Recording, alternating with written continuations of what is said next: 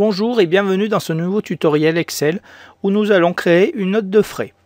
Pour cela, nous allons mettre en forme un tableau et nous allons insérer donc des formules de calcul à l'intérieur. Pour commencer, donc je vous laisse ouvrir Excel et nous allons taper notre texte à la volée, c'est-à-dire on ne s'occupe pas de la mise en forme pour le moment. C'est-à-dire par exemple là en A1, je vais taper note de frais, route et repas. Je m'occupe pas de la mise en forme. Alors juste je fais attention aux majuscules, minuscules. Voilà, c'est les seules choses à laquelle je fais attention pour la mise en forme. D'ailleurs moi j'ai pas mis de majuscules. Je vais les mettre tout de suite. Note de frais, route et repas. Voilà, et on va rentrer donc à la volée tout notre tableau comme ça. Voilà, hein, donc je vous laisse faire. Alors les seules choses qu'on va pas rentrer, c'est les cases où on va rentrer donc nos formules de calcul, parce que forcément on veut que si on modifie les chiffres, nos calculs se refassent automatiquement. Donc ça, on n'y touchera pas. Donc je vous laisse tout rentrer. N'hésitez pas donc à faire pause. Moi je vais l'accélérer un peu pour pas perdre trop de temps dessus, mais faites pause et je vous laisse donc recopier le tableau. Une fois notre texte tapé, nous allons modifier la taille des colonnes et des lignes. Alors, nous allons commencer par les colonnes. Nous allons modifier donc la taille de la colonne A. Pour ce faire, je clique sur la colonne A, ça va toute la sélectionner et je viens me placer sur le trait qui est juste avant la colonne B. Vous voyez, là mon curseur change de forme. Il prend donc la forme d'un trait avec deux flèches de part et d'autre de chaque côté de ce trait. Donc je clique, je tiens appuyé et je peux élargir un peu ma colonne non. Je peux faire pareil avec donc ma colonne B qui elle je vais la réduire puisqu'elle contient les kilomètres. Et ainsi de suite avec toutes les colonnes.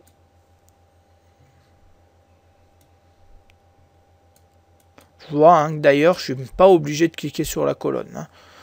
Je fais pareil avec la E, je vois que total général ça rentre pas. Je vais l'agrandir un peu. Voilà, et mon total aussi. Et maintenant, on fait pareil avec les lignes. Je vais agrandir un peu ma ligne 1. Je voudrais un peu plus d'espace entre mon total et les noms, et mon tableau. Donc je vais agrandir ma ligne 4. Vous voyez, ça sert à rien de sauter plusieurs lignes. J'en saute qu'une seule et je change la taille de cette ligne pour éloigner ou pas mon tableau. Hop, je mets une taille pour les noms, enfin pour les en-têtes exactement. Et pour les autres, j'aimerais que ça soit 4 lignes qui aient la même taille. Donc pour ça, je vais sélectionner mes 4 lignes. Donc pour sélectionner la ligne 6, je clique, je tiens appuyé et je descends jusqu'à ma ligne 9. Et je relâche. Là, mes 4 lignes sont sélectionnées. Et je peux agrandir, les 4 auront la même taille. Et voilà donc notre tableau qui commence tout doucement à prendre forme. D'ailleurs, je peux même augmenter un peu la ligne 3, voilà. Et voilà donc pour ce qui est de la modification de la taille des colonnes et des lignes. Nous allons mettre en forme maintenant notre texte. Alors, nous allons commencer par notre titre. Notre titre, lui, est centré sur 6 colonnes, c'est-à-dire de la colonne A jusqu'à la colonne F. Le problème, c'est que nous, on s'est centré que sur une seule colonne. Je vois que si je centre, il se centre que sur ma colonne A. C'est normal, on l'a écrit, souvenez-vous, dans la cellule A1. Nous, on aimerait qu'il prenne les 6 colonnes. Donc, il va falloir lui dire que ces 6 cellules n'en font plus qu'une seule. C'est ce qui s'appelle la fusion. Donc, nous allons sélectionner les 6 cellules qu'on veut fusionner. Je les sélectionne et je fais fusionner et centrer. Et voilà, notre texte est centré sur 6 colonnes. Maintenant, je n'ai plus qu'à le régler. Je vais le grossir un peu, souvenez-vous, ça se passe ici. Voilà. Je vous rappelle, il faut bien être dans l'onglet Accueil pour pouvoir avoir ce menu-là. Si jamais vous êtes sur insertion, vous voyez, hein, ça change le menu. Donc là, on le grossit un peu, on va le mettre en gras. Éventuellement, on peut changer la police. Hein. Là, vous mettez vraiment celle que vous voulez. Hein. Moi, je vais le mettre en Arial Black pour que ça ressorte bien. Voilà. On peut le grossir ou le diminuer à tâtons. Si on veut mettre de la couleur dessus, ça se passe ici. Hein. Si je veux mettre, je sais pas, le mettre en rouge, voilà. Moi, je vais le laisser en noir. Je trouve que c'est mieux. Voilà. Et ainsi de suite. Hein. Je mets tout en forme. Donc, on va...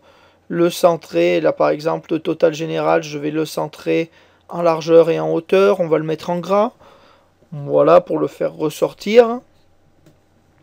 On fait pareil avec tout le reste du tableau, c'est-à-dire je sélectionne tout, je centre et je centre. Voilà, donc hein, je vous rappelle, ici ça centre en hauteur et ici ça centre en largeur.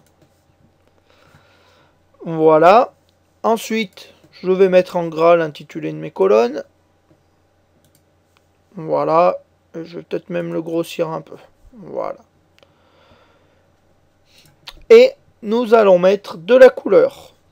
Donc pour la couleur, je sélectionne.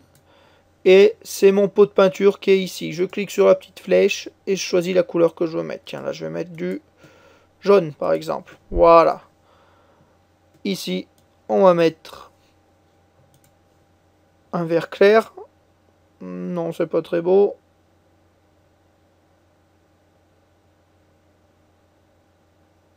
Allez, un orange. Allez. On va mettre un rouge. Comme ça. Je fais pareil ici. Alors, vu que je veux mettre le même rouge, je ne vais pas recliquer sur la flèche. Je clique simplement sur le pot de peinture. Voilà. Et le reste, c'est en bleu.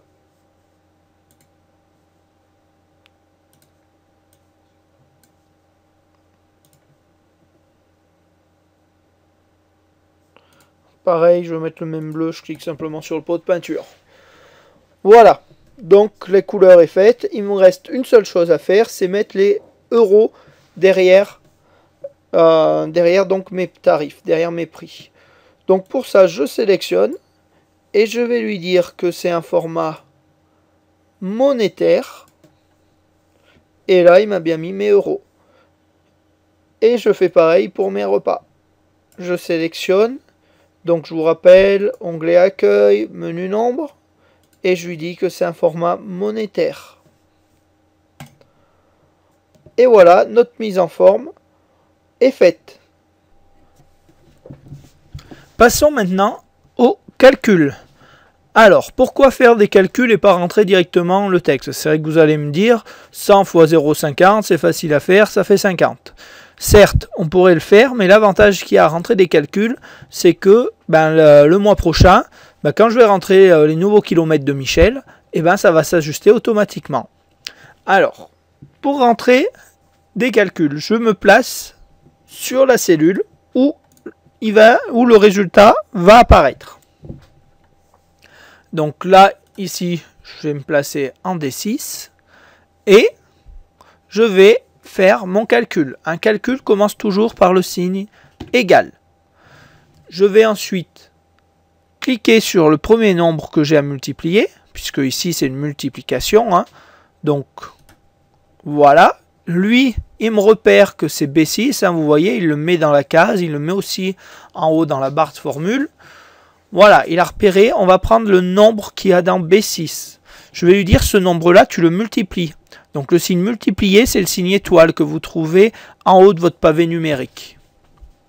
B6 multiplié par cette case-là, donc C6, donc par 0,50.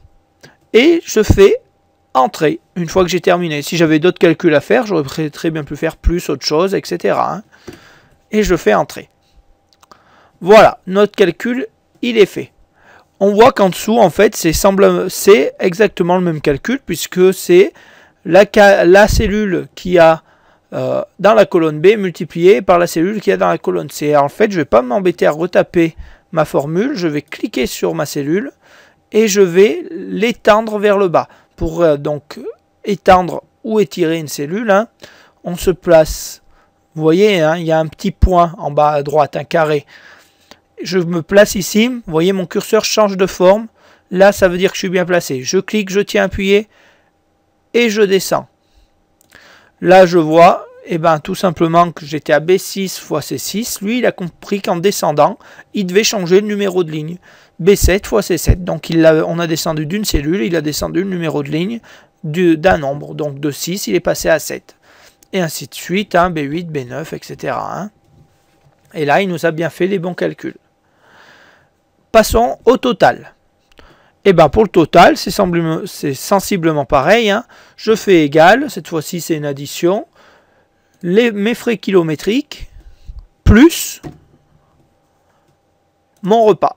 Donc on n'oublie pas, hein, on tape sur les cellules, on clique sur les cellules pour qu'on puisse les modifier par la suite. On fait entrer, et là vu que c'est le même calcul, ensuite en dessous, hein, je peux étirer vers le bas.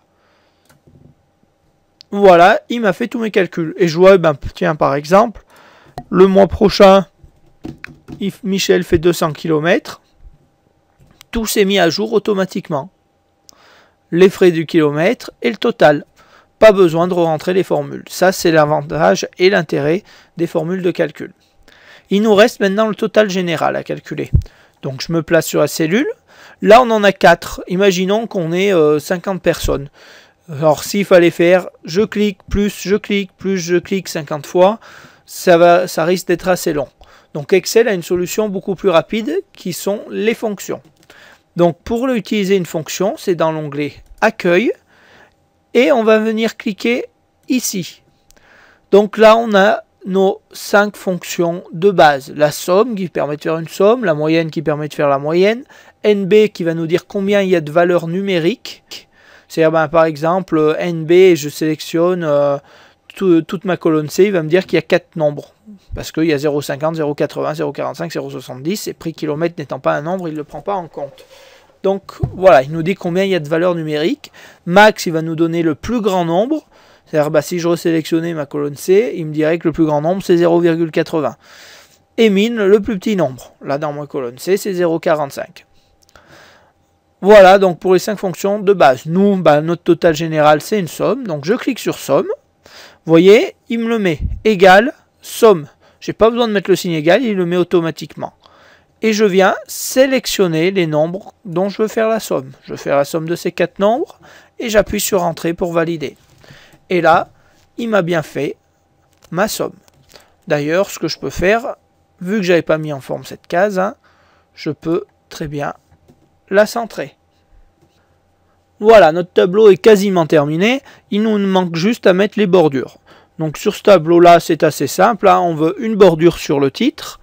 Alors pour ça, je clique une fois sur mon titre et je vais aller dans l'onglet Accueil sur ma petite icône bordure, autre bordure.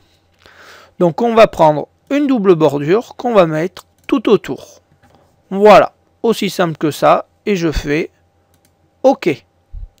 Je fais pareil parce qu'il m'en faut une sur mon total général. Je retourne donc Accueil, ma petite icône bordure, autre bordure. Je choisis d'abord mon style de ligne. Donc je vais prendre une bordure épaisse cette fois-ci. Et je vais lui dire qu'il me faut en contour et en intérieur. Et je fais OK. Alors là, il ne faut pas s'affoler. Hein. Elle y est bien notre bordure. J'ai simplement besoin de cliquer ailleurs. Hein. C'était pour montrer que c'était encore sélectionné.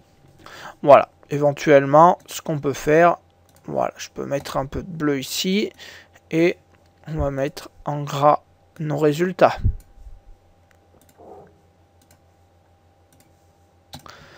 Voilà, il ne manque plus qu'à passer à la mise en page. Hein. Pour faire la mise en page, fichier, imprimer. Voilà, je vois que mon tableau, il ne rentre pas. La première chose à faire, c'est que je vais mettre en orientation paysage. Et bien là, il rentre. Donc, je n'ai pas d'autre chose à toucher. Je vais le centrer, par contre, je vais faire mise en page, marge. Et donc, je vais cocher horizontalement et verticalement. Et je refais OK.